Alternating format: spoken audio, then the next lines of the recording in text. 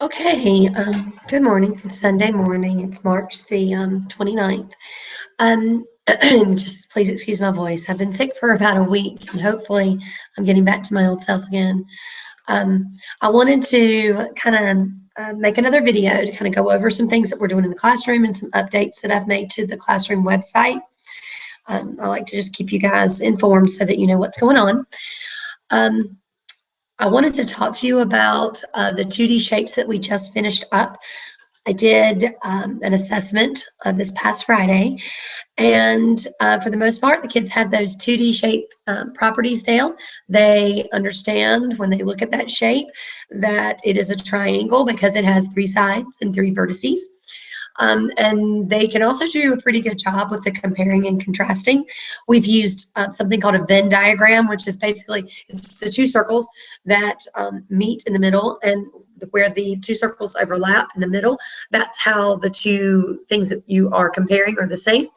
And then the circles that are not intersecting is how the two things that they are contrasting are different. Um, what I saw that we needed a little bit of work on was being able to write and explain their thinking, just because they're kindergarten and it does take a lot of time and attention to get finished with a sentence and actually be able to describe a shape and tell two ways it's the same and two ways it was different. That's where I saw the struggle. When I asked them to verbally tell me, they could do it. So we made the assessment the way that it was to get them ready for first grade. They are going to be asked to solve word problems and compare and contrast things and they have to be able to tell their thinking written. They can't just be able to verbally do it. They need to be able to put it in writing as well. They have it verbally. Now we want to get that and have them be able to concentrate and focus and get it on paper. Some of the things that I saw was they kept writing the same way, same sentence over and over again, and they thought they were just filling up the lines, and that was going to be enough. But that's something we're working on in the classroom. Just continue to work on it at home. I wanted to do a screen share and kind of show you what it is that we're asking them to do. I'm going to show you using the Smart Notebook. So this, what they'll see is I'll throw two shapes up on the smartboard. And we have a rectangle and we have a hexagon.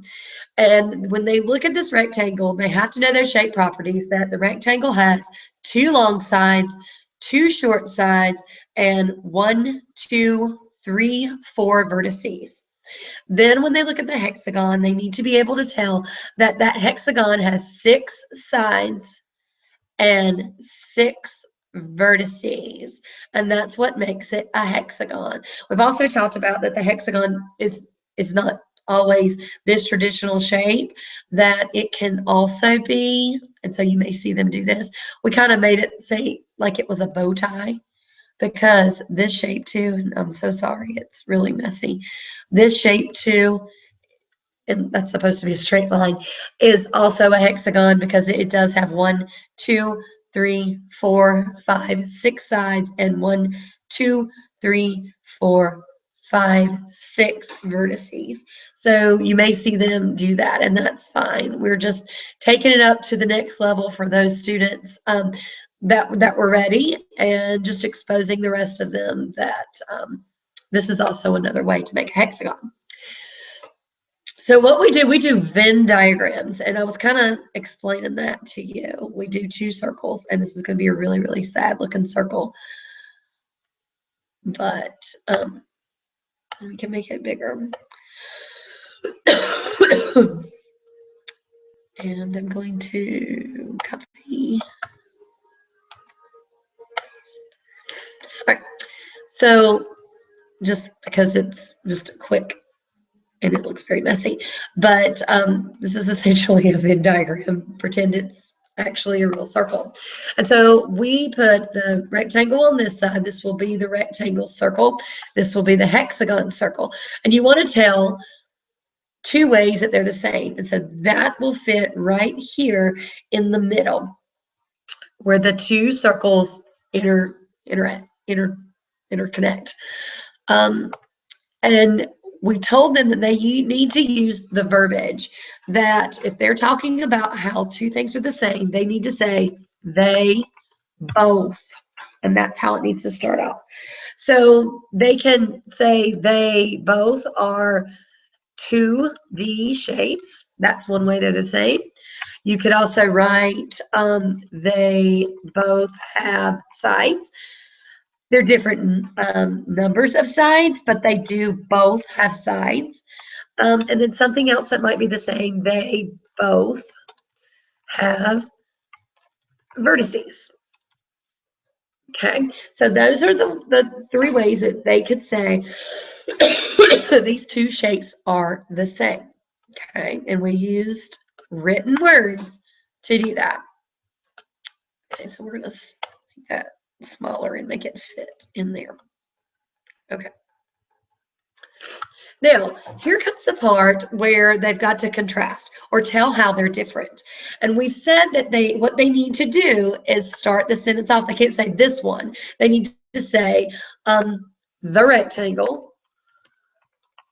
has, and then they start listing off those shape properties to be able to tell the difference between this rectangle and this hexagon. So they would say this rectangle has 2 short sides, 2 long sides, and 4 vertices. And that would suffice here for this one. And then we tell them to say, but the hexagon, and now you've got to list the hexagon's shape properties. The hexagon has, and they need to know, 6 sides and 6 vertices. And that is basically what we want them to do when they compare and contrast. I've pulled up the square and the circle, and I'll just verbally do this one. They look at the square, and since it commonly gets confused with the rectangle because they both have 4 sides, we need to know the difference between that rectangle and that square. We talk about how these sides are all the same. So they can say 4 sides that are all the same, or I expose them to the word congruent. I'm not afraid to use that vocabulary, expose it to them. I don't hold them accountable for that word congruent. They can say they're the same, but at least they've been exposed to it. Don't be afraid to use, I call them fancy words or college words. Expose it to them. It's not going to hurt them. It's not going to confuse them. It just gives them a different way to express different words. And they love using those big fancy college words. So they would look at this square and know that this is a square because it has 4 congruent sides and 4 vertices. Or they would say 4 sides that are the same and 4 vertices. Now the circle, this is where we get a little confused. The circle does have a side. It just happens to be a round side. So the circle is one round side, but it has no vertices. There are no points. There are no corners. They could compare those two because that's something else. When they see that circle, they're like, oh, I don't have anything that is the same. But they can say they are both 2D shapes, and they both have sides. The circle has 1 round, but the square has 4 congruent sides. Then you'd go into how they're different, and they just go into their shape property knowledge. The square has 4 congruent sides and 4 vertices, but the circle has 1 round side and no vertices. Now we're getting ready to start 3D shapes because we've spent 2 weeks on 2D shapes. And I know that the kids kind of got a little bit bored, and I understand that. And it's just the pacing, the way that things are laid out, and they ask us to do it. And I try as hard as I can to make it as interesting as possible, but you can only do so much with shapes. So the next step is to do 3D shapes. Now we will start those tomorrow, March the 30th. And 3D shapes have different vocabulary that go with them. They have edges. So these are the edges of this cylinder. The 3D shapes also have faces. Those flat parts of the 3D shape, those are faces. So we would talk that this cylinder has 2 round edges and 2 circle faces. Then you would talk about the cone. The cone, it has 1 vertex right here on top, and then it has 1 round edge and 1 circle face. We'll do the same thing with them that we have done with 2D shapes, but that will be the following week. I want them to get the shape properties down before we start comparing and contrasting. Excuse me, it does get a little confusing because you say sides and vertices for those 2D shapes, but now we're saying edges and faces for 3D shapes. There are only 4 3D shapes that we learn: the cylinder, the cone, the cube, and the sphere. So those are be the ones that we are working on. And then we're going to do something fun to end up those 3D shapes, kind of like we did with the 2D. They loved it. It was a lot of fun. And I think doing it the same way to end up the 3D shapes would be fun as well. They enjoyed it. Okay.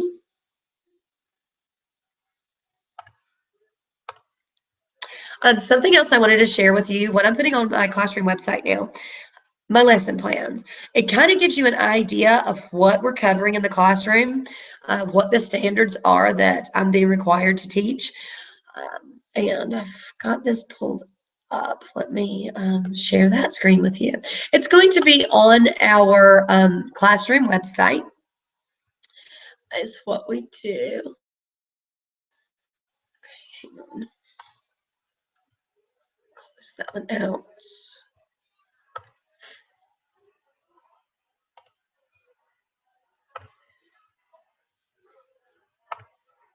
Okay, so now I think I'm ready to share. So I'm going to go to our actual classroom website.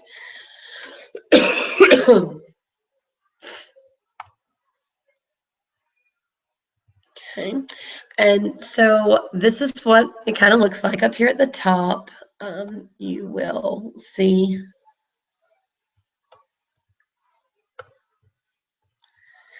you'll see up here at the top the profile, the classes, students, photo albums, links, downloads, welcome paragraph, news articles. I put a new news article on here. Basically, you're looking down the right-hand side of the website. New link section, and this is the article that I've written that I've started putting my lesson plans on here. The lesson plans are all the way at the bottom of this little column, things that you can click on. So I've already uploaded next week's plan, so I'm going to click on that to share with you.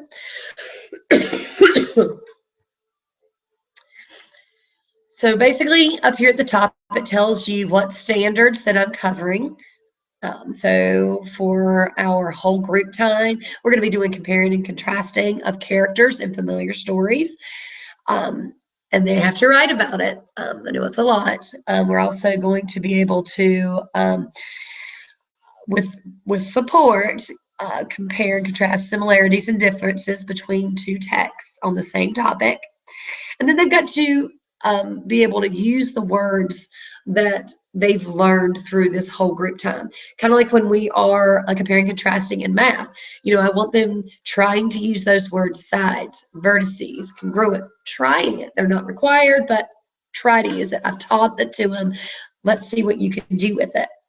For Writer's Workshop, we're still writing informative writing or for informative texts, trying to spice it up a little bit.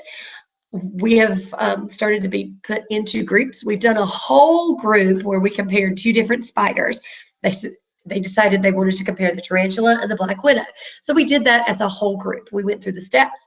We wrote down all the facts that we knew about the black widow. We wrote down all the facts that we knew about the tarantula. And then we did a Venn diagram to compare and contrast those 2 spiders. We wrote all the things that were the same in the middle where the 2 circles intersect. And then we wrote how they were different, things that were only connected to the Black Widow and things that were only connected to the tarantula.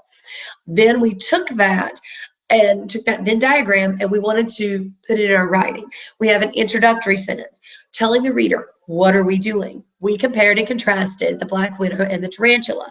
We set that reader up to know, what is it that I'm going to be telling you about? Then they could decide if they wanted to tell how they were the same or how they were different. I put them in groups of like 4 and 5. These were heterogeneous groups, so they were varying skill levels from really, really high writers that don't really require anything from me to writers that require a lot of support. Just they haven't gotten to the point where they trust themselves yet to put something down. So putting them in groups like this help build those skills. And so when I'm not always there, if I'm working with another group, those higher writers are being peer models and they're showing them, this is what I'm going to do. This is my plan. This is how I'm going to write it. Look, I finished my plan. It matches what my finished product matches what my plan was. So it's a peer model thing. I've given them 5 choices. They can choose comparing birds, comparing bears, comparing fish, comparing dogs, and comparing snakes. So they're going to get to choose which group that they're in, and I'm going to try to make sure that there's a high writer in each one of the groups. And they're going to do lots of research. We have Pebble Go. I have books in the classroom. So this is going to be a way for them to access and learn. They're going to read to learn. We've been working on learning to read. So now, okay, I'm confident in my reading strategies. Let me try with the teacher support. Let me try to read to learn something. So that's our goal. And then they've got to be able to tell me what they've learned. And we've given them lots of different ways that they can do it. They can make a poster, they can make a little book, or even Animoto. And I know it sounds crazy to let kids create Animoto or a PowerPoint, but kindergartners can do it. I had kids last year do it. It's them. They write down what it is they want to be able to type in. I show them how to type. It's amazing. It's amazing what these little 5 and 6-year-olds can do. It also tells you literacy stations. What is it that I'm expecting to see and expect in literacy stations? Then it also has the math block and what we'll be covering in the standards. If you keep scrolling down, it actually tells you what it is that I'm reading, what it is that we're going to be working on. I don't need a whole lot of detail because I've done this over and over again. But if you have any questions about what is there, I tried to give a little bit more detail than I necessarily need in case, I do have parents that want to check these lesson plans out. So please ask me any questions, send a note, send an email, call the school. If you have any questions about what it is that I'm actually trying to get across in these lesson plans.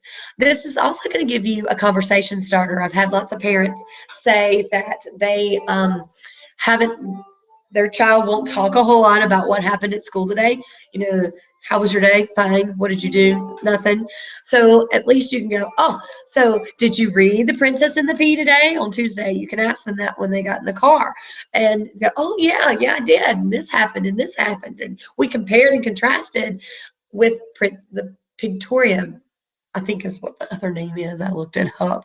Princess Pictoria. Yeah, Princess Pictoria and the Pig.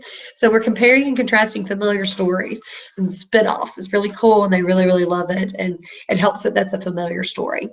So that gives you a place to jump off. You can see that I do every day in Math Stations give an opportunity to play First in Math. So they have that opportunity to build those numbers. I know that got a lot of competition in the classroom, and I know some of the kids are getting kind of angry because it seems to be one clear winner. But I have told the children that only only 1 hour. That is the most. I don't want hour upon hour upon hour on this computer. And I'm hoping that they're sticking to that, that they're not just sitting on this computer trying to rack up points and trying to be the winner. And then you can see we don't have school on Friday. I will upload these every week so you can access it and see what's going on. I hope this will be helpful. I think that's all I have for today. Like I said, if you have any questions or concerns, please let me know.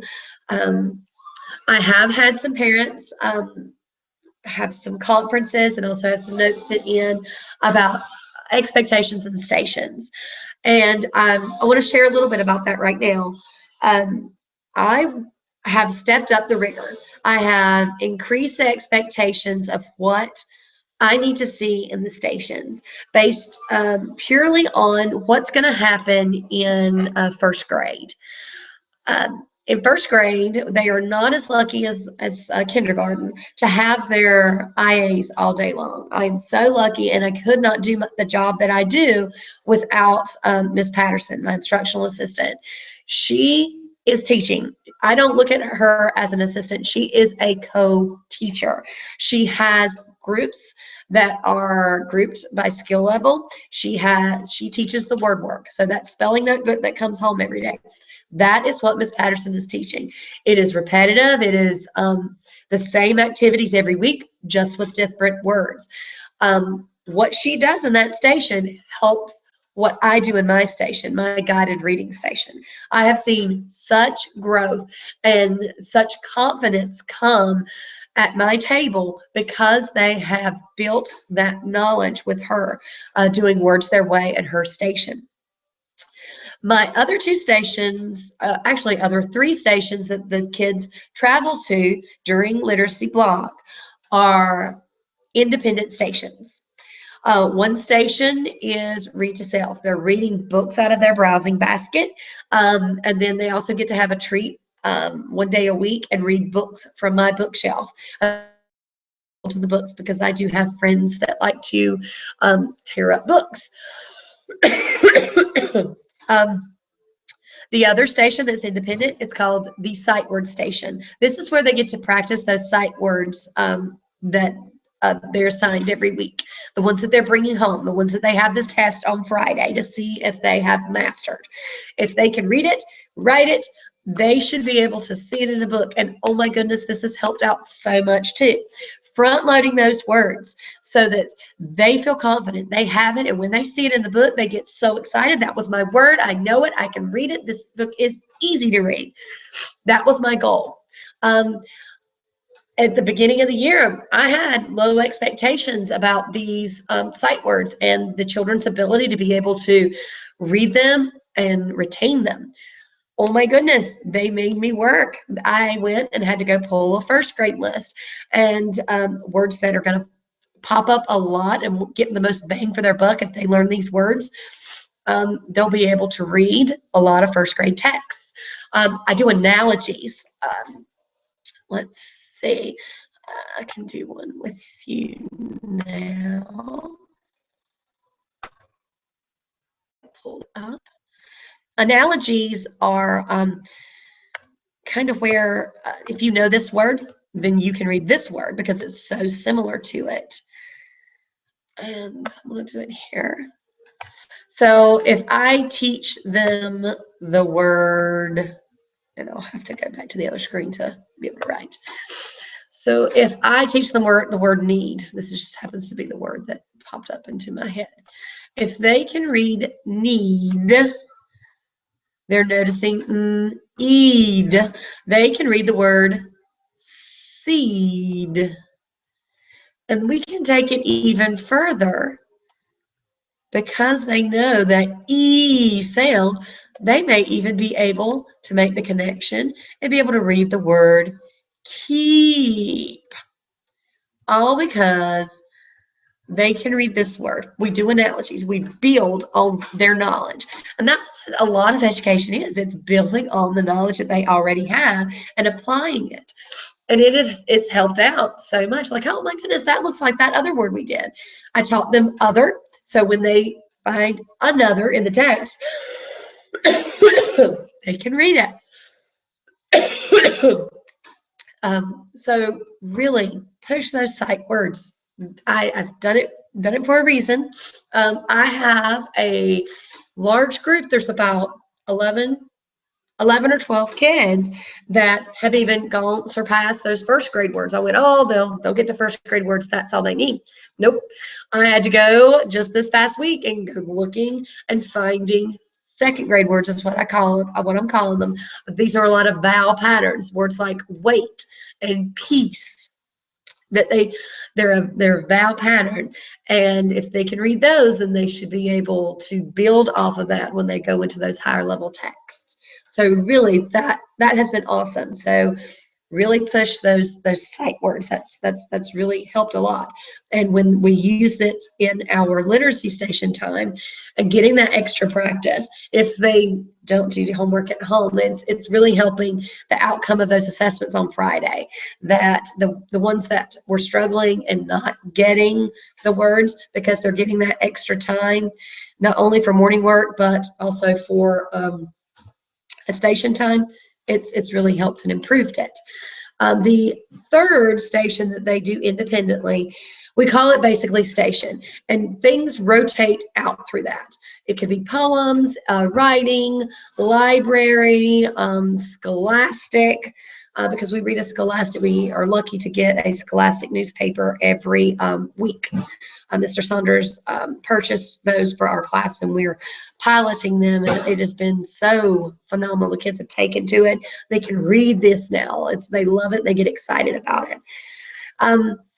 At those three stations, I expect the kids to be on task, to be respectful, to be responsible, and doing their best, being that learner that I ask. And we haven't really been seeing that from a large portion of kids. Because the rigor has gone up, the books are a little harder. You know, the kids at this point in the year, they should be reading level D texts. So that's what I'm putting and I'm pushing. They've got those harder books in their browsing basket, but they should be able to read them because they have had guided reading with me with those books.